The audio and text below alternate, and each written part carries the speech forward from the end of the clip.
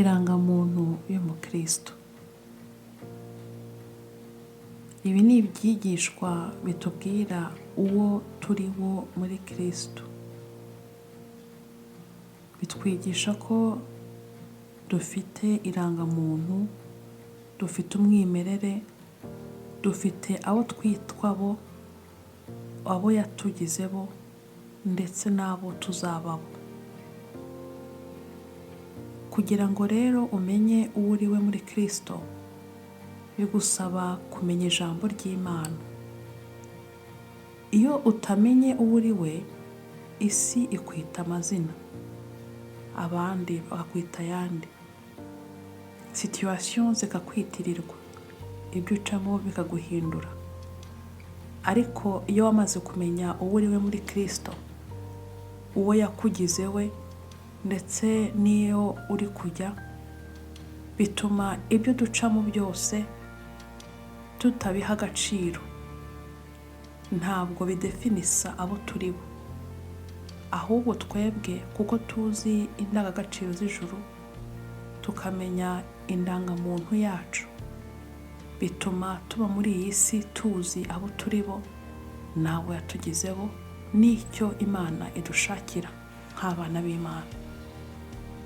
Katwumve icyo ijambo ry'Imana rivuga ku indangamuntu yawe nanjye. Yohana 15:15. Sinkibita abagaragu kuko umugaragu atazi ibyo shebuja akora, ahubwo mbese inshuti, kuko ibyo numvise kuri data byose nabibamenyesheje. Abakorinto ba kabiri 5:17. Umuntu wese iyo ari muri Kristo aba ari icyaremwe gishya, ibya kera biba bishize, dore byose bihindutse bishya. Matayo 5:14. Muri umucyo w'isi. Umudugudu wubatse ku mpinga y'umusozi ntubasha kwihisha. Yohana 1:12. Icyakora abamwemeye bose bakizera izina rye, yabahaye ubushobozi bwo kuba abana b'Imana.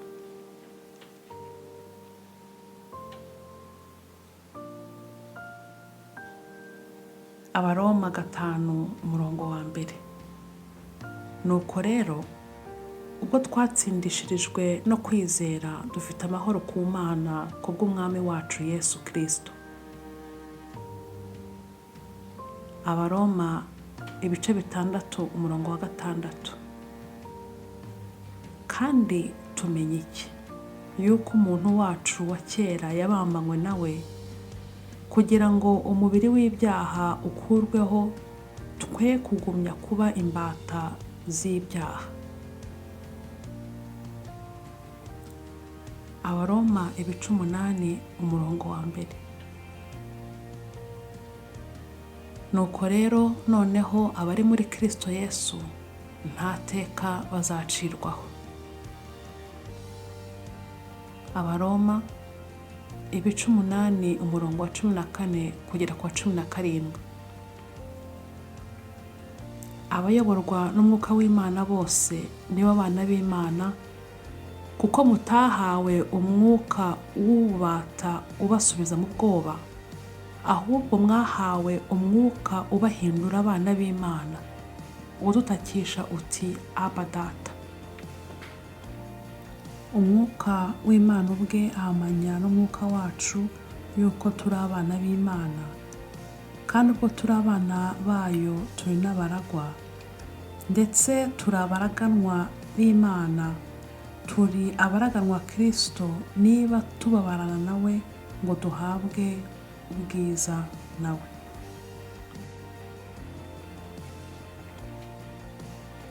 Abaroma 8:28-30. Kandi tuzi yuko ku bakunda Imana byose bifataniriza hamwe kubazanira ibyiza, ari bo bahamagawe nk'uko yabigambiriye, kuko abo yamenye kera yarabatoranije gushushanywa n'ishusho y'umwana wayo, kugira ngo abe imfura muri bene se benshi. Abo yatoranije kera yarabahamagaye, kandi abo yahamagaye yarabatsindishirije, n'abo yatsindishirije yabahaye ubwiza. Amen. Abaroma 8:37 kugera kuri 39. Oya, ahubwo muri byose turushishwaho kunesha n'uwadukunze, kuko menye neza yuko naho rwaba urupfu cyangwa ubugingo, cyangwa abamarayika cyangwa abategeka, cyangwa ibiriho cyangwa ibizaza, cyangwa abafite ubushobozi, cyangwa uburebure bw'igihagararo, cyangwa uburebure bw'ikijyepfo, cyangwa ikindi cyaremwe cyose, batazabasha kudutandukanya n'urukundo rw'Imana ruri muri Kristo Yesu umwami wacu. Abaroma 12:2. Kandi ntimwishushanye n'ab'iki gihe, ahubwo muhinduke rwose mugize umutima mushya, kugira ngo mumenye neza ibyo Imana ishaka, ari byo byiza, bishimwa kandi bitunganye rwose. Abakorinto ba mbere 6:17.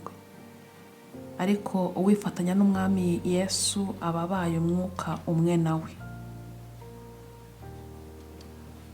Abakorinto ba mbere 6:19. Mbese ntimuzi yuko imibiri yanyu ari insengero z'umwuka wera uri muri mwe, uwo mufite wavuye ku Mana? Kandi ntimuri abanyu ngo mwigenge.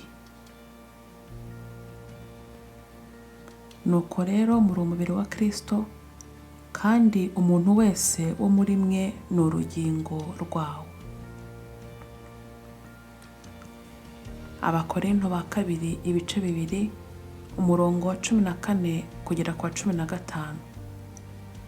Ariko Imana ishimwe kuko ihora iturangaje imbere, ikaduha kuneshereza muri Kristo no kukwiza hose impumuro nziza yo kuyimenya, kuko turi impumuro nziza ya Kristo ku Mana hagati y'abakira n'abarimbuka. Abakorinto ba kabiri 5:20. Nicyo gituma tuba intumwa mu cyimbo cya Kristo, ndetse bisa naho Imana ibingingira muri twe.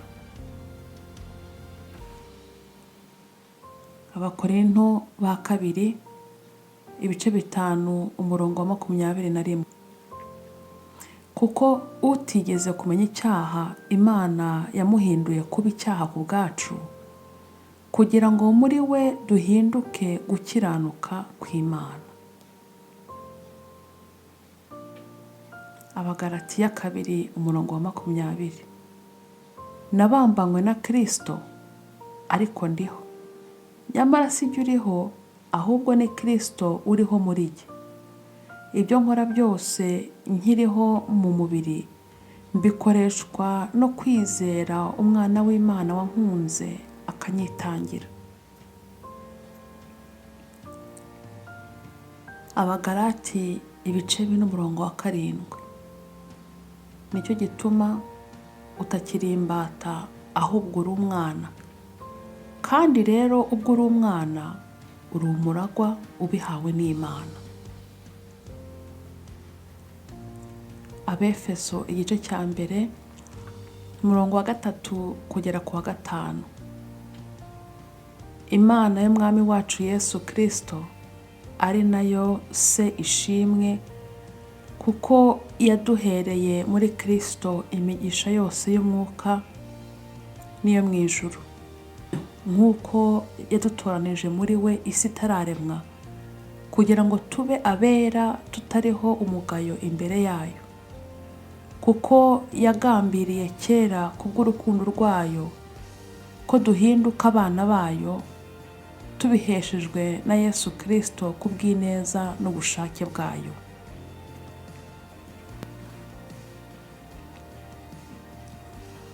Abefeso igice cya mbere umurongo wa 6 kugera ku wa 7.